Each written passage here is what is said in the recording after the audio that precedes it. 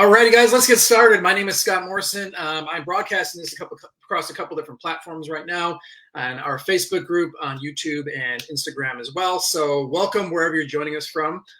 This is Shaved Ice Office Hours. So we're going to talk about Shaved Ice businesses, what it's like to start, what it's like to run. And we're going to go through today specifically is a couple questions that I've been asked frequently, as well as if you have something you want to ask about, go ahead and put in the comments. I can't monitor all the different platforms at once.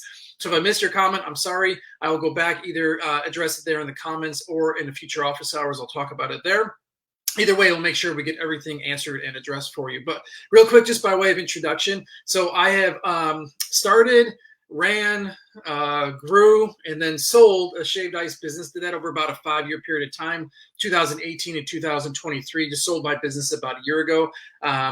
Was great. I love the business. Along the way, though, I got started doing a lot of consulting, because when we got started, I just had a hard time finding resources and support and help. It just wasn't there for me. So I kind of pledged as I did this, I would make it easier for other people coming behind me. So I created a bunch of programs and resources, and we've had dozens of different business owners go through that, start their businesses as well. So even though I'm not doing the day-to-day operation, I'm still very connected, very much part of the Shaved Ice community, and excited to be doing this. So one of the things we did for a long time a while back was regular office hours, where in a format like this, I would sit, answer a bunch of questions. If people are watching live, cool, we can engage. I can answer questions live. If you want to watch it later on, that's totally fine too. Either way, I just want to do my best to get a bunch of different resources out there for you. So that's why we're doing this live here again today. So I'll go through a couple of questions again of things that are asked frequently, things that people are looking for a little bit of assistance with. And if you need something else, let me know. Be happy to help you out. So real quick, just to kind of get going there, this is going to be more for the Facebook group. So a lot of people are asking is what's going on with the Facebook group? So our Facebook group, it's the Sweet Profits Facebook group. It's a food truck / marketing group. If you're interested in finding it, I'll put it in the comments across these different platforms, so you can kind of see where that group is, as well as some other ways you can get in touch with some of the cool things we do for Shaved Ice business owners. That group is about to be rebranded. So it's going away from just food truck at large, and we're niching down very specifically to just Shaved Ice businesses. So if you own one, if you're thinking about owning one, if you would like to own one, if you have you're enthusiast about it, whatever it is, that group is going to be Shaved Ice specific. The branding on that will change next week, if not sooner. And then that's kind of what's running with it. But inside that group, it's really there to be a place for people to collaborate, talk about what's going on. I'm in there frequently. We'll talk about getting started, posting some of the other things we have going on too, and just make sure you have all the support resources that you need. Some other ways, some other platforms that I'm more active on as well. One is on Instagram. There we have mostly reels and short clips. Some of them are funny, some are informational, some of them are to get you to think. That's, again, all about Shaved Ice Business. That is Instagram.com/shavedIceBiz, B-I-Z. I put that in the comments here for you as well if you want to check that out. And then YouTube channel, I've had that for years. YouTube channel, I have a bunch of longer form videos that are posted on that as well. So how to get started, some of the fundamentals of running and growing a Shaved Ice business, frequently asked questions, marketing and so forth. All these different free videos are available there for you to go through. I get a lot of people who comment on those or message me through there saying that that's what they're using to get started in a Shaved Ice business. So I love seeing those. Please leave comments. Please leave any of that, and I'd be happy to engage with you that way. But that's a great resource for you. And then past that, I do have paid programs as well, just shavedIceacademy.com.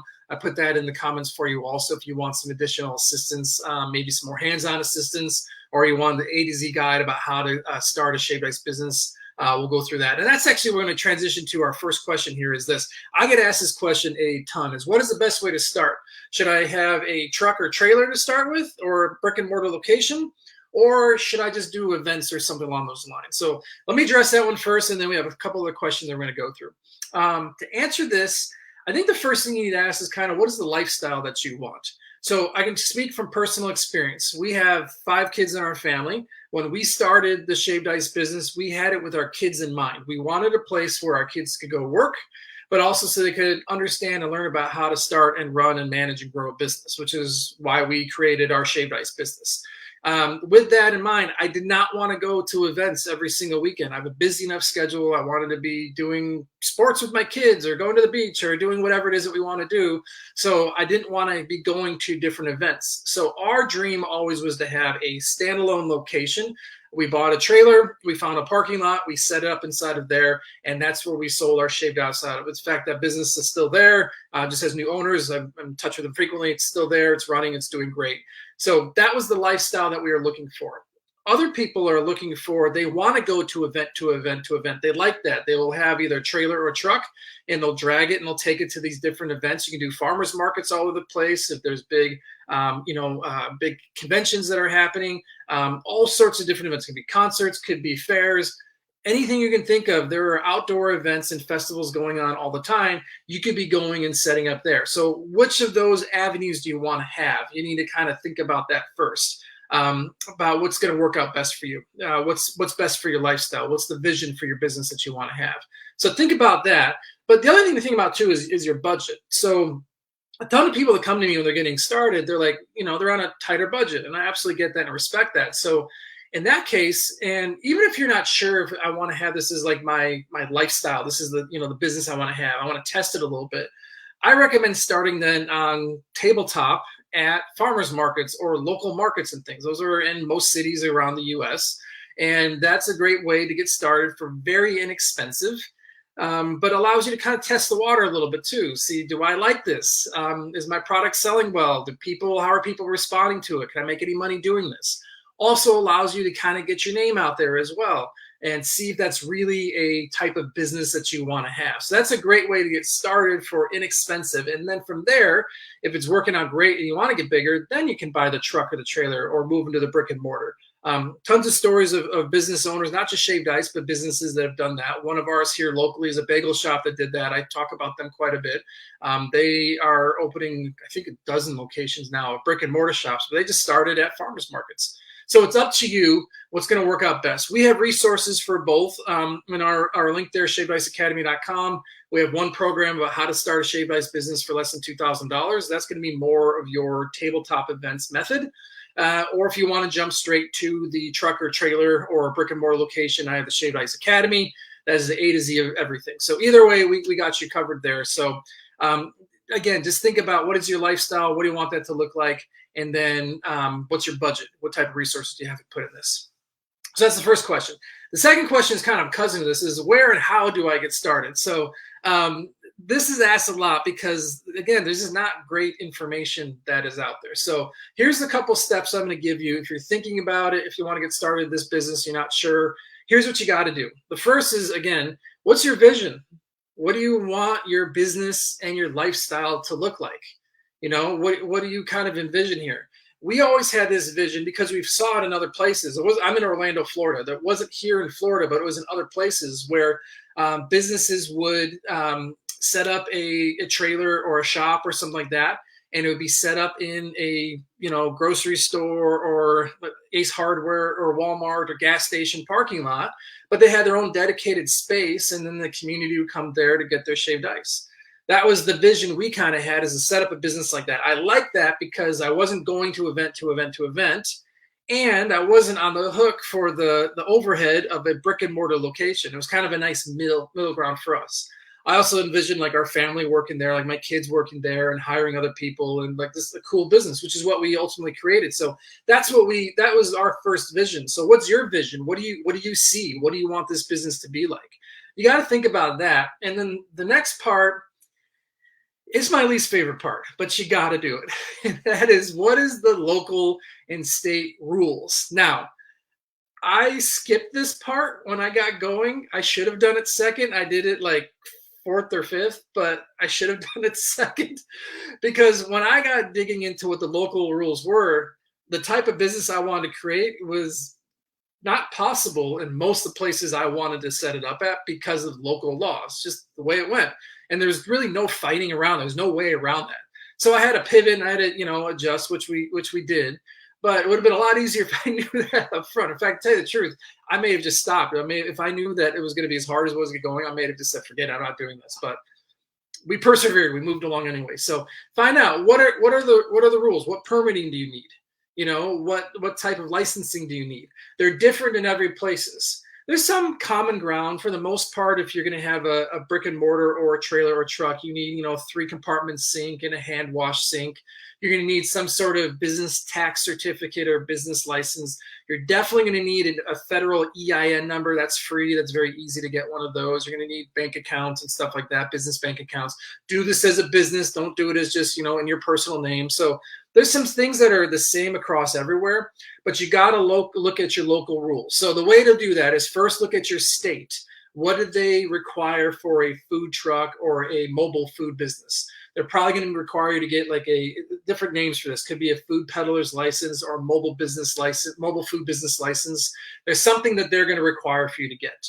And then you need to look at the local level, and I would look at the county. Start with the county and say, do they have any permits that are needed?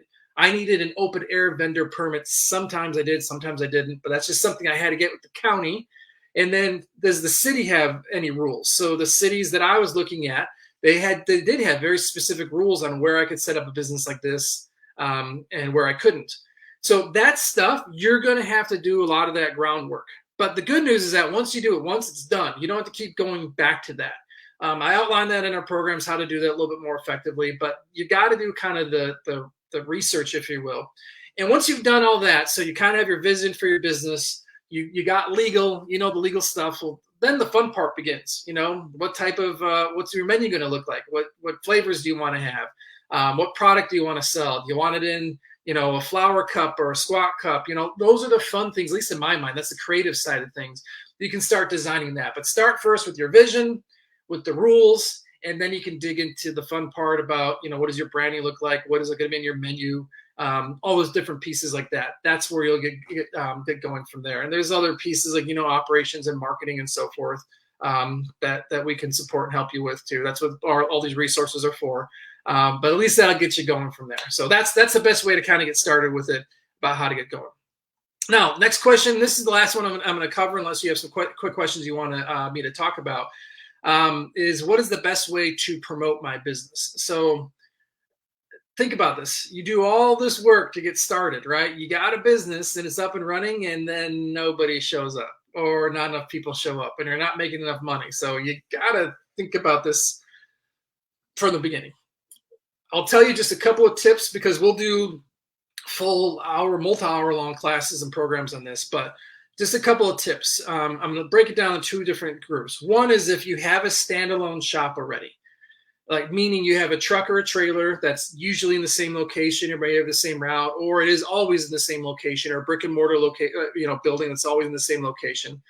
The two best ways to get customers is one is through social media, through your own social media efforts. So having a Facebook group or having a Facebook page, Instagram, TikTok, Google My Business. Those are kind of the minimum that you need to have. That TikTok, kind of up to you if you want to do that or not, but there's a lot of benefits for doing that. So have a good, strong social media presence where you're posting at least once or twice a day. Take Instagram, for example, do 1 to 2 reels per day, do a handful of stories per day, show your personality, show your product, show your customers. That will get some momentum. A lot of people will be seeing that and they'll come out to your shop if your product looks good and if they're interested in it. You got to be good. You got to definitely be good. The other piece of it, and I see very few shaved ice businesses doing that, and I don't know why, because this is kind of like the ninja move that will get you more customers with minimal effort on your part. And that is inviting local food influencers to your shop, giving them free product, helping them do a photo shoot, and then they post on their social media platforms. Most of the time, but not every time, they're going to have a bigger following than you do already. There's nothing wrong with that. That's what they do. And almost always they're looking for more content. So they're going to want the content from you. They're going to want stuff to be posting on their social media channels. So invite out a handful of influencers out to your shop, give them product for free, help them do their videos, talk about a vision of them, about what they could be doing. They will post to their social media platforms. You could post the same content to your social media platforms. And now you're getting in front of a whole new audience that you weren't in front of already, but the influencer is. That is by far one of the best and cost-effective ways to get customers out to your shop. So I recommend every week have a couple of new influencers that are coming out and trying out your shop, especially at different timing. The beginning of the season, for example, is starting to warm up. That's a great time to do it. or before a big holiday or back to school or something like that. Have influencers out. That's going to be a good way to get new eyeballs on your business. Now, if you are going the route where you're going to events and you're, setting up at a different event every weekend or every day, every week, whatever it is, then that doesn't help as much because the event is drawing people to the event, right? That's not your job, is to fill the event. The event hosts are going to be doing that. But what you do need to do is to make your shop and your product stand out. So a couple of ways to do that. First is on the product front. Have something that looks amazing so that when somebody buys it from you and they're walking around the event and other people see that, they're like, I want that. I want to try that thing. So things like shaved ice in a big pineapple, for example, or in a coconut. One of my favorites is putting it in what's it called? A sand pail, like a big, bucket that you would take to the beach. It's usually got like cartoons or something cute on the outside with a little shovel. Make a shaved ice like that, a big shaved ice like that you can sell like a family size one. But if you have something like that and then people are walking around with that, other people see them like, ooh, I'm going to try that. Or have big toppings on there, a lot of whipped cream, for example, or candy or something that stands up. I've seen people goes crazy, put sparklers in there too, or something that is somebody is walking around holding your product. Everyone else is going to be like, ooh, I want to go try that. So that is one spot with your food, with your product itself. And the other thing is make your shop stand out. Put lights on it, have music, make sure it's not so loud that you can't, talk or something like that, but have a reason that's like drawing people's eyeballs to you. Maybe put out front games like cornhole toss or Connect Four, or have a little table or something that is making people see that and want to stop and try your product. You do that stuff, you're going to stand out quite a bit. So that's it. So that's what I planned for us today. Just a couple of quick questions. As we do more office hours, please, you can comment on any of these, anywhere you're seeing this. You can, anywhere you find me on social media, feel free to message me. As we do more and more of these, if you want to engage live and you ask questions live, I'm happy to address them. But my goal is to help you guys as you start your business, as you grow your business, that is more effective for you. It's profitable. You're making a lot of money and you're having a whole lot of fun doing it. So thanks for tuning in this one today. Hope you guys are having a great day. We'll talk to you again soon.